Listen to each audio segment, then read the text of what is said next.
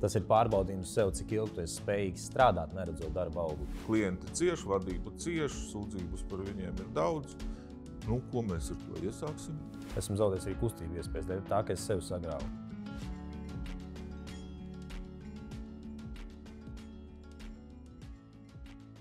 Šodien pie mums viesojās Kārlis no Resilience centra, un mums ir ļoti interesanta un dziļa saruna par to, kā mūsu darbā nezaudēt cilvēciskumu, saglabāt savas robežas, veselo saprātu un nekļūt paralizētam. Labdien visiem, kas mums šodien klausās un skatās šī brīnišķīgajā Ventspils pilsētas bibliotēkā, kurai šogad, starp citu, ir 105 gadi. Iespējams, viena no vecākajām bibliotekām Latvijā. Pie mums viesojās Kārlis. Bet, protams, tas ceļš līdz Resilienceam ir bijis kaut kā, ne uzreiz ceļš sācies ar Resilience centru. Ja? Par to mēs drusku parunāsim. Malkojam Closer Coffee Ventspils kafiju. Paldies arī viņiem. Nu, labi. Par tevi it kā saka, ka, es saprotu, tu neesi vēl īsti klasiskais sociālais darbinieks, tu tagad vēl esi ceļā uz izglītību. Jā. Jā, bet tas tavs darbs plus mīnus ir ar sociālo darbu. Kā tu pateiktu, kas tu šobrīd esi pats? Sociālajā darbā bieži runā glābējs, tur atbalstītājs, palīdzētājs. Bet kā tu pats par sevi pateiktu? Kas tu esi?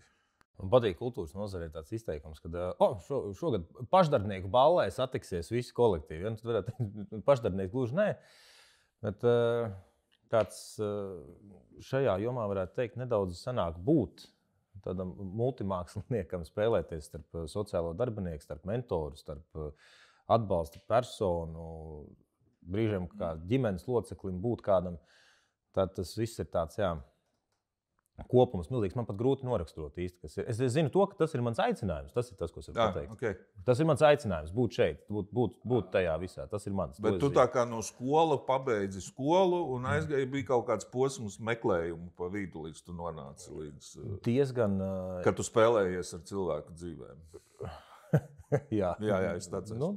Tā arī sanāk. Savā mērā tā arī ir. Tas ceļš īstenībā sanāk tāds ļoti saudabīgs, jo par sociālo jomu es pat īsti neinteresējos, tad, kad es vidusskolā mācījos. Man nebija gluži saistoši. Man bija kaut kādi draugu kompānijās, kas bija tur no sociālām mājām vai kas, bet es īsti nepievērsu uzmanību. Es biju aktīvais jaunietis, ņēmos tur ar Erasmus plusiem, braukāju pa projektiem, kur naudiņas loģiski visur netrūka, dzīvojām pa viesnīcām, plānojām Latvijas jaunatnes nākotnī, cik viņi būs skaisti, jauki, izcili un cik visiem būs laba dzīve.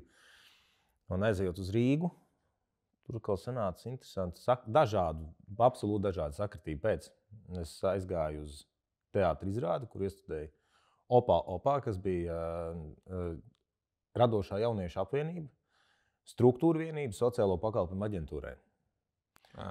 Jā. Kādreiz bija tāda. Jā, bija sociālo pakalpojumu aģentūra. Un tas jau turpat tie 13, gandrīz 14 gadu atpakaļ, laikam sanāk. Aizgāju šo izrādi, tur es noskatījos izrādi, satiku Daci. Ar Daci, tu laikam jāsaka, gan, ka es zināms.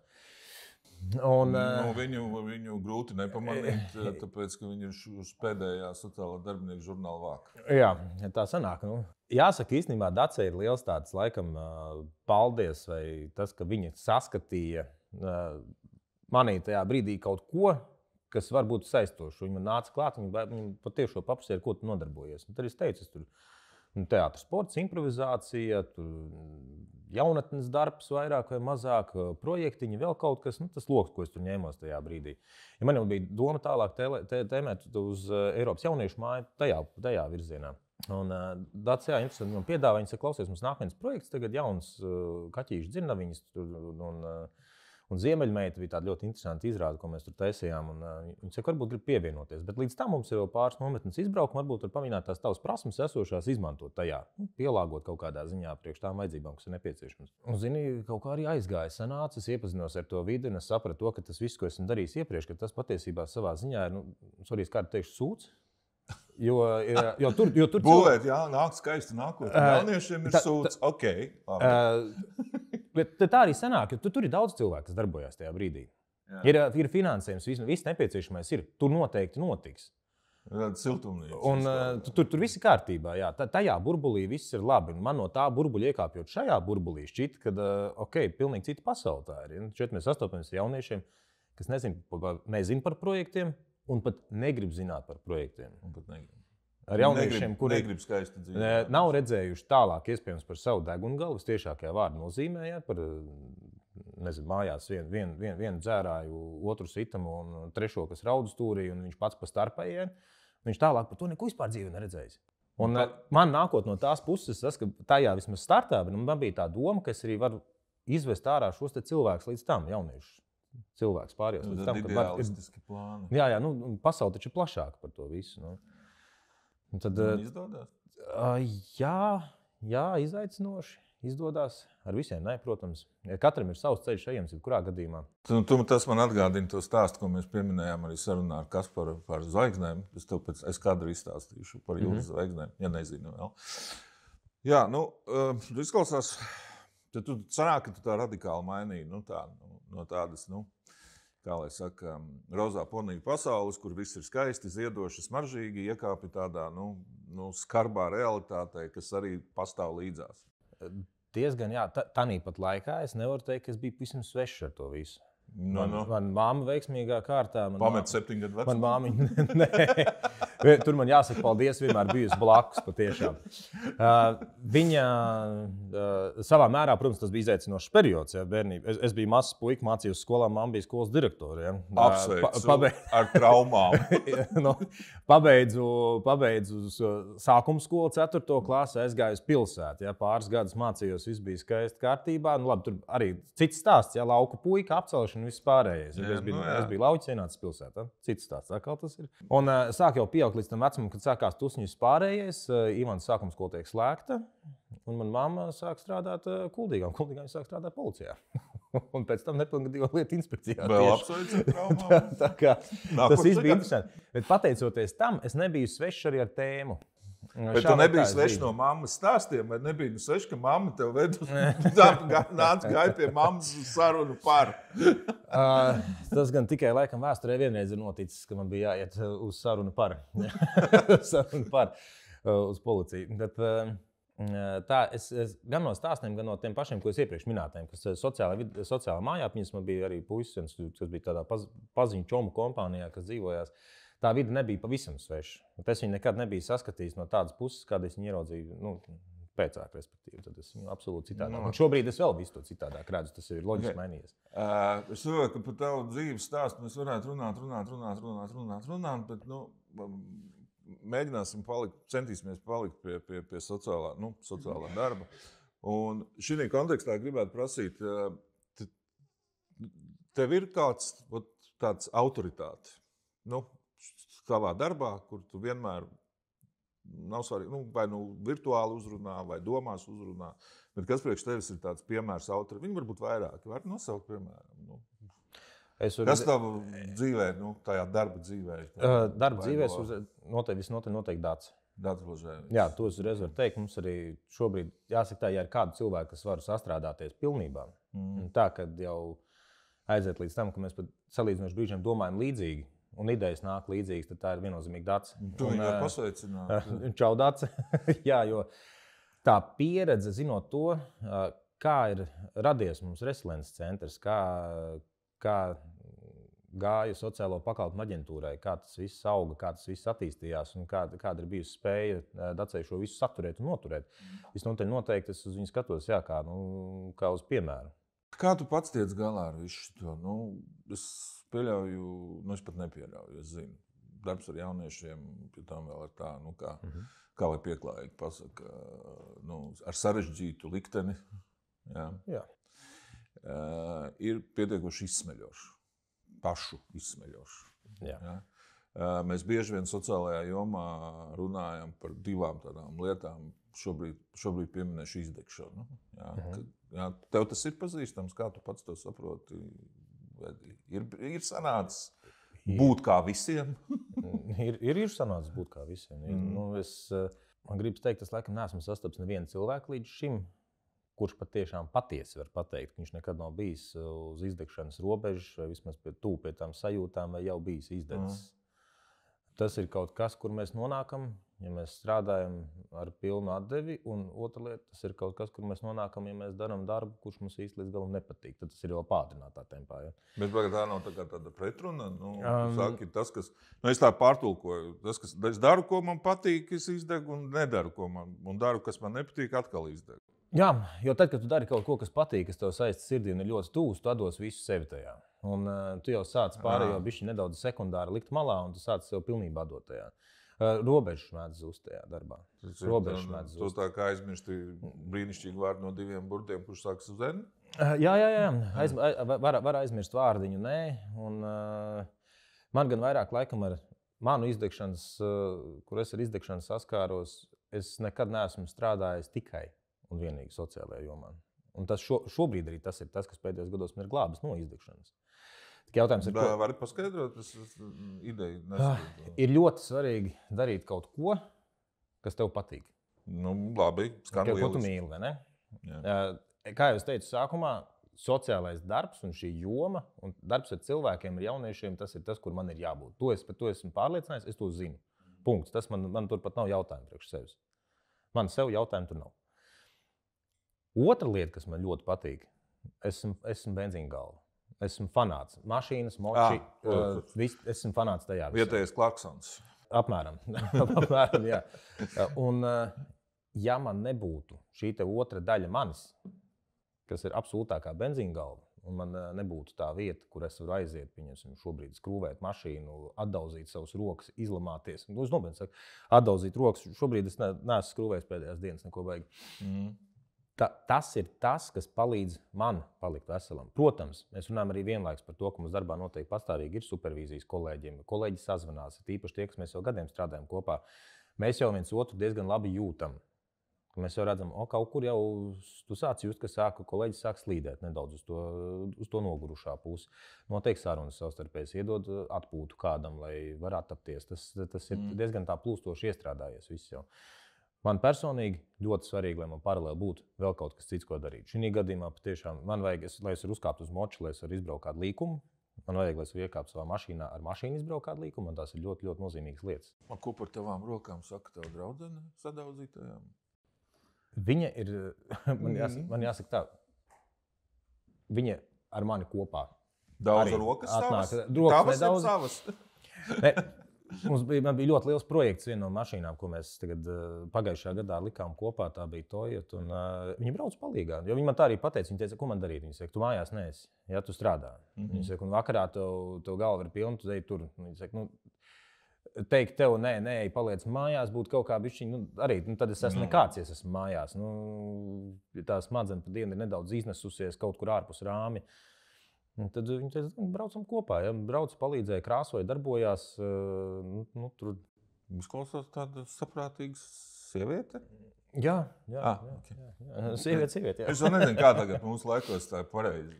Tad es sapratu no tevis, kas tev šobrīd palīdz pasargāt no tā saucamās izdegšanas. Ir tas, ka jums ir tā kā draudzīgs kolektīvs, kurš arī vēro un kurš atbalsta, iegulda kaut ko tevī un jau laicīgi mēģina tev to pateikt un piedāvā kaut kādas risinājumus. Protams, ka tev ir tāds ļoti spēcīgs, izteikts hobijs, kas palīdz, kas tevi atslēdz no tās iztīra galvu. Jāsaka tā, mocis, tā gan ir brīvības sajūta. Tā ir ļoti liela brīvības sajūta. Ar moci braucot, tu īsti pat nedomās ne par jauniešiem, ne par ko citu. Ja tu domās, var nokrist. Var gadīties slikti. Es šitā nelīdīšu, šitā neko nesaprotu par motocikliem. Tas ir savs skaits. Tāpēc saku, katram savs. Man tas ir šis. Cits glezno mājās. Ja. Citam ir vēl kāda nodarbība. Jā, bet tad ir tas līdzsvars, balans. Balans.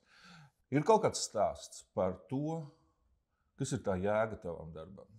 Sāp tava jēga. Es nerunāju tur par to, ka mums glābjam jauniešus un vēl kaut ko. Kas darbs ir priekš tevis? Kas tevī notiek, kad tu šo dari? Ja es varēju saprotam uzdot šo jautājumu. Es tev paklausījos. Man tas ir. Ja es pareizi uztvēru tavu jautājumu, jā, un šito vienmēr vajag. Ja es pareizi, un neko personiski. Nekas personiski. To vajag vienmēr piebilst, un tad ir viss kārtībā. Man laikam jāsaka, ka man šī darba jēga ir paldies. Man šī darba jēga ir patiesas emocijas un īstas, patiesas, dziļas attiecības. Patiesas, dziļas attiecības. Jā. Tas vispār 21. gadsimtā ar visu to, kas šobrīd notiek mūsu lokālajā stāstā, tas vispār ir kaut kas reāls. Tas ir sarežģīti. Tas ir viennozīmīgi sarežģīti. Tas ir tikpat kā gandrīz lielākoties neiespējami būtu skarbi teikt, izaicinoši noteikti tas ir. Jebkuram cilvēkam, vienalga, viņš grib vai negrib, attiecības ir ļoti nozīmīgas. Mēs varam dibināt ar cilvēku attiecības, tas nozīmē, ka mēs jau varam kaut ko arī darīt, dzīvot tālāk. Un attiecības mēs patiesībā dibinam visu laiku. Tev arī ir Maksims pārdevējiem. Kārlis, saprot, mēs visu laiku esam kaut kā, es to teiktu, miedarbībā viens ar otru, ar apkārtējiem vides dzīviem, nedzīviem priekšmetiem, viens no otru ietekmējamies un vēl kaut ko. Bet redz, tu biji tik neuzmanīgs un pieminēji dziļas un patiesas. Es gribu saprast. Kas ir tas dziļais patiesums? Kas priekš tevis? Es varu, tu jau, protams, var runāt tikai par sevi. Ja? Kas ir tas priekš tevis dziļais un patiesais? Jo mans vērojums pēdējo 5 gadu garumā, kad man parādījās laiks drusku padomāt par dzīvi, kā tādu, kuru es dzīvoju, viens no maniem novērojumiem bija tas, ka mums tas vairs nav svarīgi. Dziļas, patiesas, uz uzticību, uz balstītas attiecības. Tas vispār, tas netiek pieprasīts tirgū. Un tā ir mūsu sabiedrības slimība. Jā. Tā ir tā slimība, ar kuru patiesībā mums ir jācīnās ļoti. Arī, es teikšu godīgi, arī sociālā darba vidē arī tādas patiesu attiecību dibināšana ar klientu bieži vien tiek uzskatīta par... tu vari runāt mierīgi, mēs ieliksim pīti. Es esmu dzirdējis par to, esmu no cilvēkiem dzirdējis, no speciālistiem dzirdējis, ka tā attiecības dibināt ar klientu nedrīkst. Protams, ar vārdu attiecības, lai arī visi saprot, tas runa nav par seksuālām attiecībām, runa ir par attiecībām kā cilvēkam ar cilvēku, ka tas traucē profesionālajam darbam. Tas diskutabls jēdziens īstenībā. Un to esmu dzirdējis vairākas reizes, un man tas vienmēr rada pārdomas, jo patiesībā Resiliences centrā arī mums rehabilitācijas programma dara. Viņa ir balstīta pamatā uz attiecību dibināšanu, uz uzticību, uz patiesām sajūtām. Un, ja tā nav pamatā, tad nevar notikt arī nekāda rehabilitācija. Bet tas ir drusku aizstāvēt sociālo dienestu šajā gadījumā. Tu neuzbrūc. Es neuzbrūku, jo man arī joma ir specifiski. Jā, bet mēs runājam par divām lietām. Es tā kā universalizējot šo pasākumu. Jā. Jūs nodarbojaties ar rehabilitāciju, kas nozīmē, es tā vienkāršotiem vārdiem mēģinot pateikt, iedot iespēju cilvēkam mainīt kaut ko savā dzīvē. Jā. Tā, ja viņš grib, ja viņš var, ja viņš spēj. Sociālais dienests, manuprāt, cik es atceros, bet diez vai kaut kas ir baigi mainījies, pa lielam kā institūcija, kas ir ar savām funkcijām. Bet kopumā viņi ir institūcija, kurā strādā cilvēki. Šie cilvēki strādā pēc noteikumiem, kurus nosaka gan ārējie, gan iekšējās lietas. Un sociālais dienests, un es tagad būtu forši, ja kāds man oponētu komentāros un vēl kaut kā, vai piekristu vai nepiekristu un izteikt savu domu, kas ir tāds arī mūžīgs tu tagad studēji sociālo darbu, gan jau tu zini, kā ir pareizi, tā mūžīgā studenta slimība. Sociālais dienests īstenībā rehabilitācija nenodarbojas. Tā ir? Un tad ir jautājums, pirms kam tur vajag attiecības? Es zinu, es esmu sarežģīti. Tas nav sarežģīti. Es vairāk domāju par to, kā atreaģēt cilvēku uz to, ko es saku. Par to man nebūtu jādomā. Tikpat jauki kā es? Visi kārtībā. Katram mums ir, protams, savs skatījums un savs redzējums. Es saprotu to. Mēs jau varam atkāpties uz to pusi vispār, cik uz vienu sociālo darbinieku ir klienti. Lai vai kā, ja pat mēs darbā, ja mēs ir šī vide, protams, ja mēs skatāmies uz sociālo dienas, mēs skatāmies uz bāriņties, mēs skatāmies uz institūcijām. Ja? Vienalga policiju mēs skatāmies. Uz jebkuru no šīm institūcijām skatoties, ja mēs nerunājam par tādu attiecību, patiesu dibināšanu, neaizmirstam par cilvēcīgumu. Par cilvēcīgumu arī mēs nevaram atstāt kaut kur pavisam malā. Protams, viss ir individuāli. Ir jāskatās, vienmēr viss ir jāskatās pēc visu tā kopuma, kas tur iekšā ir, kas, kur, kāpēc. Bet bieži vien mēdz trūkst cilvēcīgums. Ir ļoti pastiprināta vienaldzība arī cilvēkiem. Savstarpēji ir nogurums no darba ļoti daudziem, kas, starp citu, arī apgrūtina darba veikšanu. Un šeit es neuzbruku nevienam, ne dienestam, neko. Tas vienkārši ir par to, cik cilvēks ir jau būtībā uz tās izdegšanas robežas, ko mēs iepriekš runājām. Un cik kvalitatīvu darbu cilvēks var veikt tajā brīdī. Kādas tur ir attiecības vai cilvēcīgās attieksmes? Viņš uz darbu atnāk jau nelaimīgs par to, ka viņš ir darbā. Tad tas ir ļoti izaicinoši, manuprāt. Jā, bet kurš tad ir īsti šo jautājumu? Šitā lieta. Es tev piekrītu. Ja? Tāda novērojuma ir arī man. Bet tas, ko es nekad nesapratu, ir kā šo risināt. Ja? Kāda ir tā pareizā recepte? Jā, noteikti viņa nav viena. Tev ir kaut kādas idejas. Labi, izmodelējam situāciju, paņemam, nezinu, tur kaut kādu Viļņas sociālo dienestu. Jā. Jā, jeb Kanādā, kaut kāda Toronto, kaut kāda social welfare. Un mēs redzam, ka tur uz darbu nāk 3 saguruši cilvēki ar sakostiem zobiem tikai tāpēc, ka viņiem ir jānāk uz darbu. Nevis kāpēc viņi ir iedomājušies, ka viņiem ir jānāk uz darbu. Jā. Klienti cieš, vadība cieš, sūdzības par viņiem ir daudz. Ko mēs ar to iesāksim? Kā izmetīsim viņus uz ielas? Padarīsim par reāliem klientiem? Nē, es saku. Ja te ir jāsāk, tas, ko es no mūsu puses, no savas puses, no savas puses, ko es varu teikt, pirmais, kas būtu iesakāmais, noteikti ir supervīzijas. Ja? Vai arī kolēģi tikšanās savstarpējās, kolēģi saliedēšanās pasākumi. Lai dibinātu saliešanās pasākumu, vienmēr dara. Saliedēšana, viņi ir ļoti, ļoti nozīmīgas lietas. Tās ir. Kolektīviem ir jābūt saliedētām, viņiem ir jāspēj kopā strādāt. Es tev pārtraukšu sadalīs. Šī nav vienīgā tēze, bet es vienkārši reaģēšu uz tādiem uz trēnēm. Un tagad es iedomāju, un atgriezīsimies Latvijas sociālajā dienestā. Droši. Tagad tā strauji atgriežamies. Es esmu dienestu vadītājs, klausies, vecīt, Kārlis, tu paskaties, es aizēju pie savu kuratora vadītāja, deputāta, figūri, kas viņš tur ir. Es saku, reku, gudrs cilvēks, Kārlis pateica, ka mums kā kolektīvam vajag saliedēties. Man priekš tā vajag 2000 eiro. Un? Viņš ir jocīgs, tas ir valsts kontrole, ir revīzijas komisija, ir korupcijas birojas un ir Twitters. Un Facebooks. Un ja jūs tur aiziesiet un saliedēsieties, tad kāds ieliksiet kaut kādu bildi un sāksies stāsts par to, kā valsts pārvalde par maniem nodokļiem, par manis maksāto. Viņi neko nedara, viņi dzer tikai, starp citu, ļoti garšīgu Closer Coffee Ventspilī kafiju. Ja? Un tikai šo. Ja? Viņi dzer tikai kafiju, neko nedara un vēl izklaidējās. Te ir stāsts par ko? Jo welcome.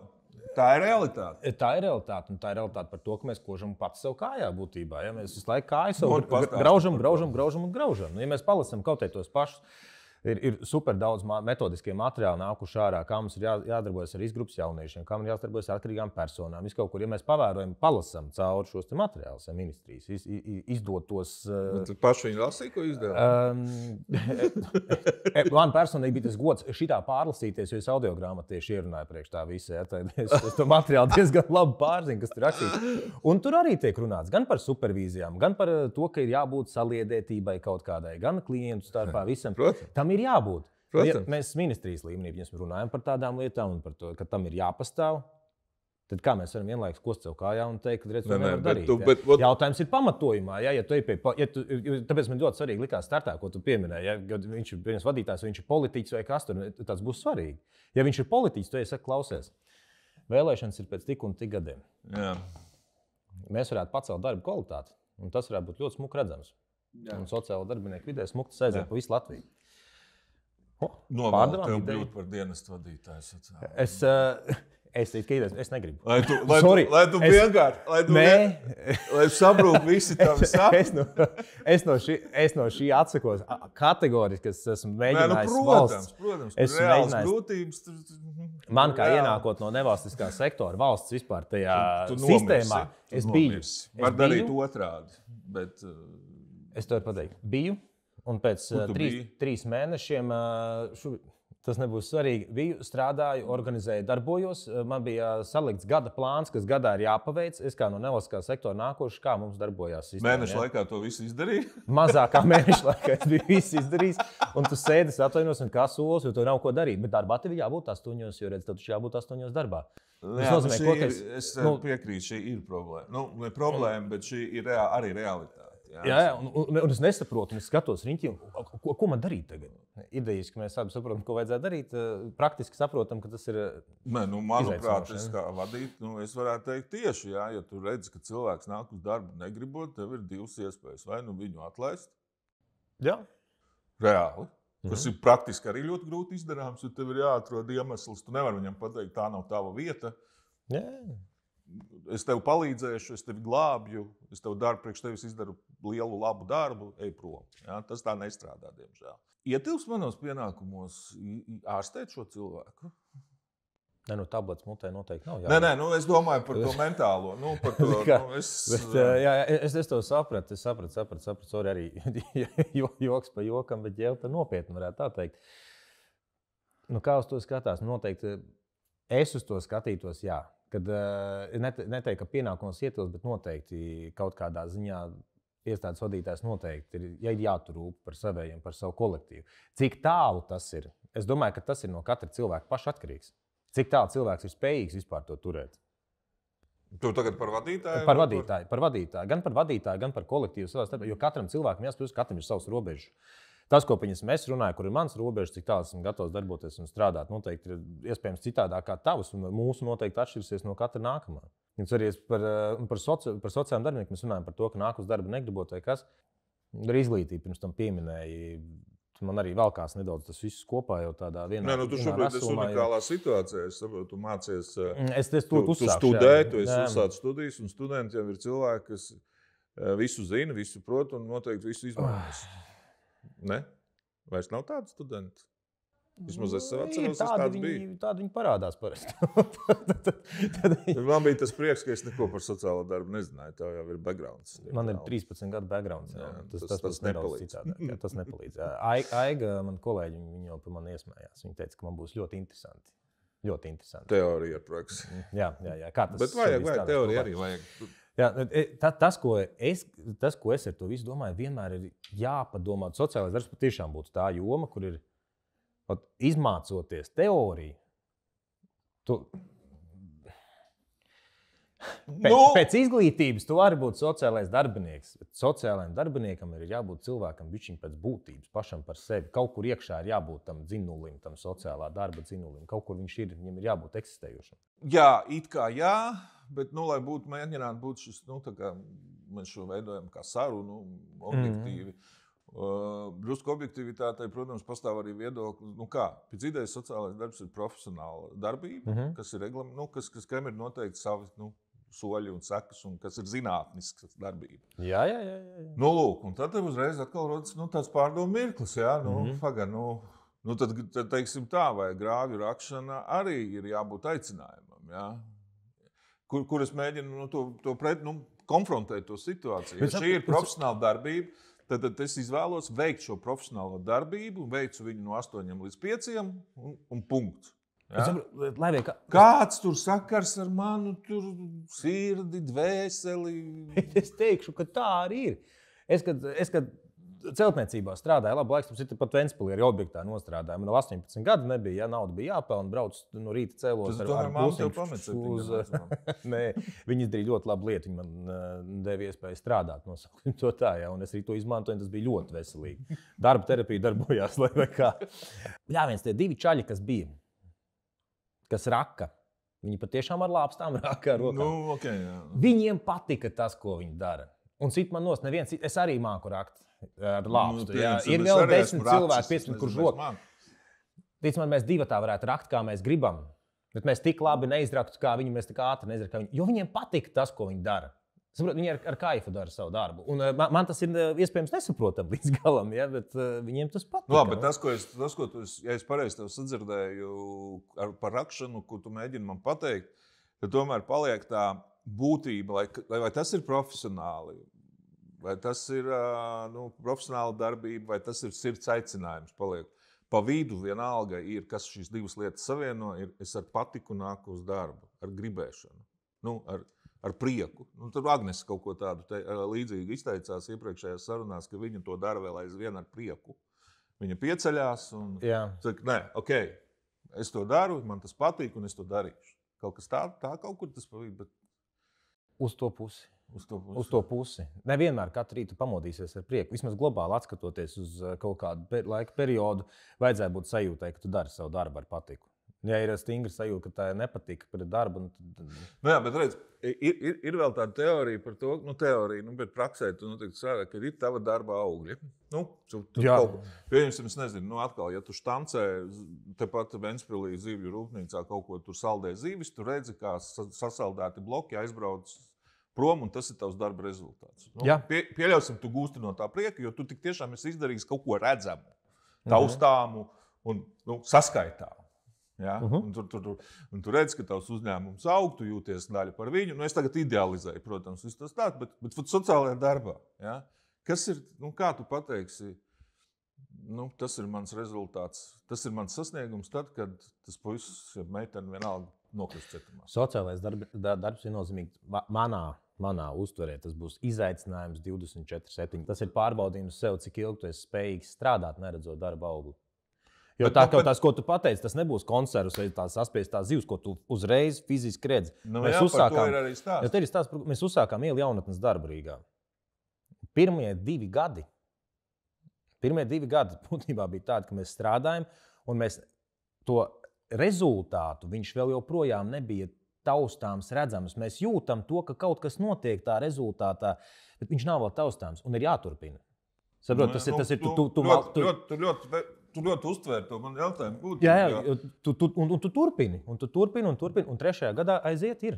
Patiešām jaunieši no ielas mums sāk izdoties celt ārā uz rehabilitācijas programmu, respektīvi sāk jau tagad virzīt uz kopienas centru. Tagad tas notiek. Starp citu, novirzoties atkal no tēmas. Latvijā ir ielu sociālais darbs. Ir.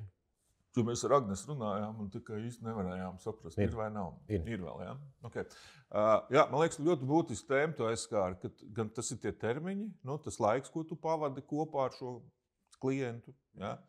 Un kā pamanīt vai vispār, un ko darīt ar to, ka rezultāti, labi, šī gadījumā tu saki, ir rezultāts. Labi, pēc 2 gadiem, saprot, ieskrējāmies uzticēšanās, mēs nojaušu, ka runa bija tieši par sociālo darbu uz ielas. Tas, protams, ir ļoti savs specifisks pasākums, iela, Origo bērni un tā tālāk. Viss tas ir ļoti sarežģīti. Ļoti būtiski pateicis lietu, pēc 2 gadu jūs vispār varējāt sākt fiksēt. Nojaut ir nojaut, tu uz papīra neuzliksi. Tas, ko uz papīra ir uzlikt, esam atskaites tev prasa. Kārtējam, visu darām, mēs to varējām ielikt. Tur man jāsaka, cepur nost Dmitrijam Zverevam, kurš šai idejai ticēja. Izglītības departaments. Izglītības kultūras sporta departaments, Dmitrijs Zverevs, un viņam cepur nost. Es tev ir intervijās iepriekš esmu teicis par to, ka viņš noticēja, joprojām tic šī ideja. Tagad tas arī strādā un darbojas. Mēs viņam palīdzējām arī uzturēt šo ticību. Nebija jau gluži tā, ka mēs tur labs nestāvējām, bet nopelni ir Igoram, Dmitrijam, tas bija brīnišķīgi. Jo šie stacijas bērni viennozīmīgi... Sveiciens. Čau, Dmitrij. Jo stacijas bērni viennozīmīgi izaicējuši. Un šobrīd jau tas aug. Labi, šis ir nosacīt pozitīvais stāsts. Labi, 2 gadus mēs tur bakstījāmies, lieta sajūta, ka buksējām. Bet tad sāk parādīties kaut kas. Ja? Ko darīt, ka viss? Kur ir tā robeža, kad tu pasaki viss? Šeit es lieku punktu. Ir tāds punkts tavā profesionālā dzīvē. Tā ir tas, ko es teikšu katram individuāli. Man tāda strīpa ir. Es nesen starp citu, mums bija izbraukums, kur no rehabilitācijas programmas, no grupas, nevis no programmas izslēgt jaunieti sanāca, bet no grupas sanāca izslēgt jaunieti. Viņš, diemžēl, grupai bīstams ir. Fiziski viņš ir bīstams, agresīvs lietotājs un līdz ar to ļoti nepozitīvi ietekmē grupas dinamiku un grupā notiekošos procesus. Un bija tā nepieciešamība viņu no grupas izņemt un piemērot individuālo programmu. Atklāti sakot, man tas bija ļoti, ļoti sāpīgi. Jo man sev, no vienas puses tā nevajadzētu būt, kā man arī kolēģi teica, viņi saka, nepārdzīvo, nevajag pārdzīvot. Man tas bija sāpīgi. Tagad nevajadzētu būt kam izslēgšanai vai sāpīgumam? Man tam sāpīgi no vienas puses, jo loģiski par visu grupu rūpējos. Tāpat laikā ir tas stāsts par to attiecību dibināšanu. Es viņas dibināju attiecības, man tas ir sāpīgi. Un man viņu vedot prom no šī izbraukuma uz vilcienu, godvārds, es sēžu kamols ar kaklā.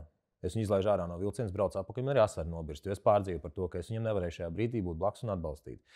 Es saprotu arī to, ka attiecīgi esošā tajā brīdī rehabilitācijas programma Dāri priekš viņa ir nepietiekami jaudīga, tā teikt, tādam kā viņam. Ja? Tur mums šobrīd jauns pakalpojums top priekš šīs mērķa grupas, kurā viņš ietilpst, kas ir patiešām jau smagais gals.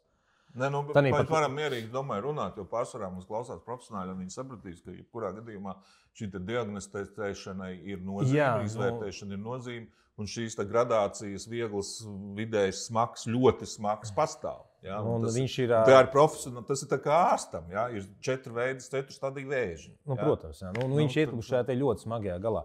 Un man patiešām ir patiesas pārdzīvums par to, vēl pēc tam 2-3 dienas es jūtos sagrauts, man sāp, es domāju par to, ko labāk izdarīt. Mēs izdomājam viņam individuālo programmu, kur viņš spēs apmeklēt, pat kā mēs varam viņu pat iesaistīt iespējams atpakaļ arī grupai. Un te ir jautājums par to, vai izdosies viņu noturēt uz to, ka viņš aizies uz to. Ja nē, mēs viņam, ja mums izdosies palaist jaunu pakalpojumu, tad mēs tajā noteikti iekļausim. Jo es viņu, kā es saku, jauniešiem... Tu ļoti pagaidi, Kārli. Es tev drusku paspīdzināšu šī stāstā. Es domāju, ka arī priekš manis un iespējams pret lielākajai daļai klausītāji ir ļoti svarīgi šo dzirdēt un saprast līdz galam. Tad tu vairāk šobrīd stāstīji par situāciju, ja? Ka viņš tur ir bīstams. Bet kas ir tā robeža? Jūs, manuprāt, pieņēmāt ļoti saprātīgu lēmumu, pareizu lēmumu. Priekš kā? Vari pateikt, priekš kā? Šis lēmums bija priekš kā? Priekš kura? Priekš grupas, priekš tevis, priekš Šis lēmums bija priekš grupas. Kurš no šī lēmuma ir lielākais ieguvējs? Grupa. Grupa. Šobrīd mēs runājam, ja mēs runājam par Dāri programmu, tā ir tomēr grupas programma, tā ir grupas rehabilitācija. Un, lai grupas procesu nodrošinātu, lai grupas process turpinātos un lai viņš netiktu apdraudēts, un šī gadījumā arī grupas process tika ļoti labi patiesībā, teiksim tā, uzbūstots, ja mēs nedaudz angliski runājam, uzlabots, pātrināts, lai grupai veidotos vairāk izpratni par programmu, ka programmas mērķis patiešām ir nodrošināt jauniešiem drošu, atbalstošu vidi, izslēdzot riskus, tad šis risks mums bija jāizņem, lai varētu grupai to nodrošināt. Un grupa pati netika ar to galā. Pēc 13 gadu nostrādāšanas sociālā darbā jau joprojām es esmu paturējis sevī to, ka es ticu tam, ka var, un ka var palīdzēt jebkuram, kurš ir dzīvs. Es to zaudēt negrasos. Jautājums, vai mums ir īsti instrumenti izdarīt, un vai man ir tie instrumenti, vai globāli mums sabiedrībā ir tie instrumenti, kā palīdzēt, tā ir cita lieta. Varbūt mēs neesam nonākuši tik tālu un vispār to atklājuši. Bet, ja tu vēl esi dzīvs un tu nekarājies pie mājas stabā vai pie laternas vai pie lampas mājās, tad, sorry, tad var. To var. Parasti dievi mirst ar infarktu. Neplānoju. Es tev piekrītu. Viņa pat nesagaidīsies. Stāsts patiešām ir par to, ka es tam arī ticu. Es tev piekrītu. Resiliences būtība, kādēļ arī resiliences centrs ir tas, ar ko mēs ejam ar kādu ideju. Un saki, lūdzu, principā, ja es tā apvienoju visu tavs stāstu, tās ir ciešanas. Vienā vārdā. Jā, tu cieti. Tās ir viņa ciešanas, kuras es izjūtu uz sevi. Tu varēsi man pēc tam pārliecināt, bet ļauj man pabeigt. Vai tu vari atrast, un kā tu to dari, šo ciešanu pievienoto vērtību? Jo nekas jau nenotiek tāpat. Jā, piekrīt. Un katra situācija, es izēju no principa, katra situācija, katrs cilvēks, ko es sastopu, ir mans skolotājs. Tad, ja tu izjūti šīs ciešanas, un tu man noraidīji to, ka tas ir ciešanas, kas ir saistīts ar dieva sindromu, un es tev ticu, tad tev ir kaut kas, tu meklē kaut ko, tu šajās ciešanās cerams atrodi, jo citādi viņas tev nebūtu. Nav jēgas darīt kaut ko, kam nav jēgas. Jā. Tagad vārds tev. Es arī domāju, ka izdosies atbildēt tā, lai man iznāktu atbildēt arī uz tavu jautājumu uzdoto. Pievelkam klāt iepriekš runāto. Ļoti smuki saslēdzās kopā. Ko es iepriekš teicu? Galvenais cilvēkam nezaudēt cilvēcību. Šajā situācijā arī, ja es zaudēju profesionāli pieņemt lēmumu, problēma man nav. To es varu izdarīt, izņemt, aizvest. Ja? Pēc tā izdarām, viss grupa loģiski saprot, viss kārtībā. Tāpat laikā cilvēcīgu mēs caur visu to neesam zaudējuši. Braucot mašīnā ar šo puisi, es redzu viņa, ja pirms brīža viņš bija lecīgs gailis. Tad braucot mašīnā un jau saprotot, ka patiešām viņš tiek izslēgts no kaut kādas vidas, tas nav joks. Sākas šķist droši, tas vairs nav joks. Tā nav plika. Tajā brīdī, kad es minēju par viņa ciešanām, es redzu arī viņa ciešanas. Loģiski tas manī izraisa arī līdzjūtību. Lai arī kā, jā, protams, profesionāla empātija par tiem gadiem ir noslīpēta diezgan ļoti. Jebkurā gadījumā, paldies Dievam, jāsaka tā, es neesmu zaudējis savu cilvēcību. Un es neesmu zaudējis arī tomēr daļu no tās savas cilvēcīgās empātijas, kur man ir nepieciešama, jebkurā gadījumā arī profesionālajā darbā, lai es varētu sevi pārliecināt, ka ir jāmeklē uz priekšu un jādarbojas tālāk, lai es justu to, ka viņam joprojām var palīdzēt. Ja man šīs empātijas nebūtu, es to nesjustu. Man šī empātija ir, un es jūtu viņa ciešanas, es redzu to, ka viņam sāp, es redzu to, ka viņš pārdzīvo, es redzu to, ka viņam ir asari noteikti. Bet tas ir tikai līdz tam brīdim, kad viņam atnāk pirmā ziņa Snapchatā, kur viņš saņem ziņu, jo viņš ir Rīgā, padeva ziņu, ka viņš atgriežas Rīgā, ka ir jāiet zāli kurīt un kaut kas palietot. Viņš saņem pirmo ziņu, viņš atkal sāk smaidīt un atgriežas tajā.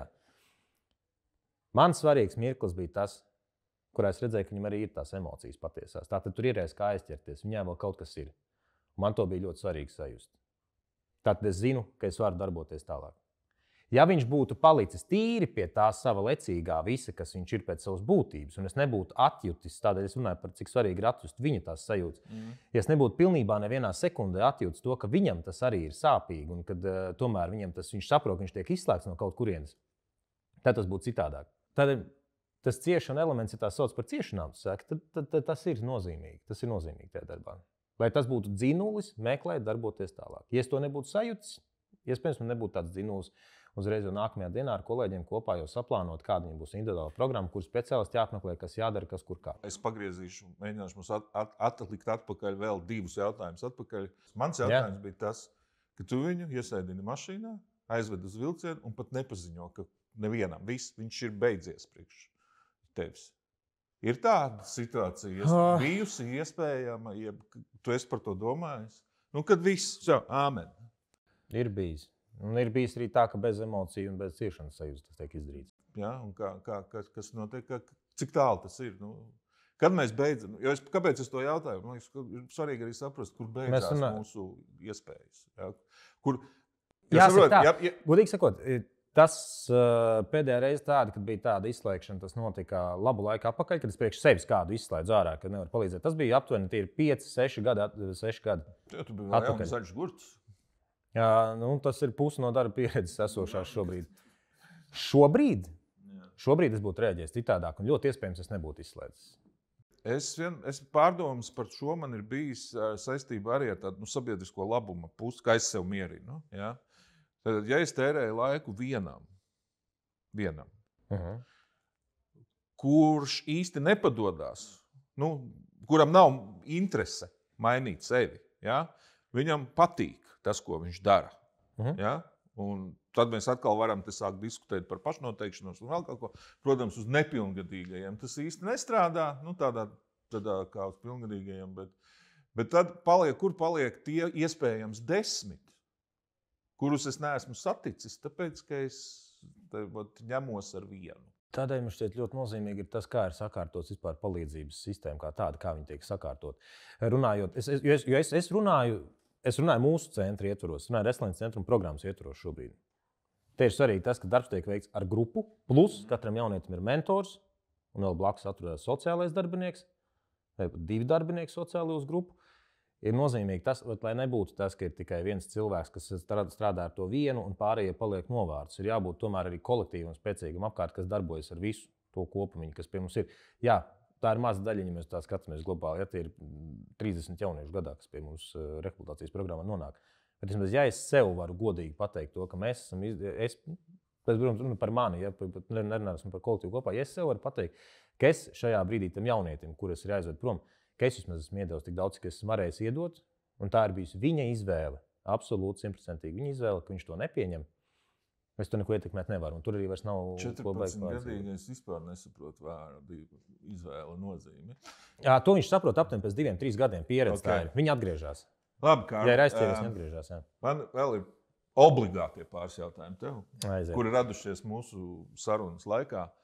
Bet kas būtu tas, viss sarunas kontekstā, ko tu varētu iedot, novēlēt, padomu vai ieteikumu? Ko viņam iesākt? Viņa pirmais solis, ja es sēžot, saku, man vairs nav spēka. Es nezinu, ko darīt.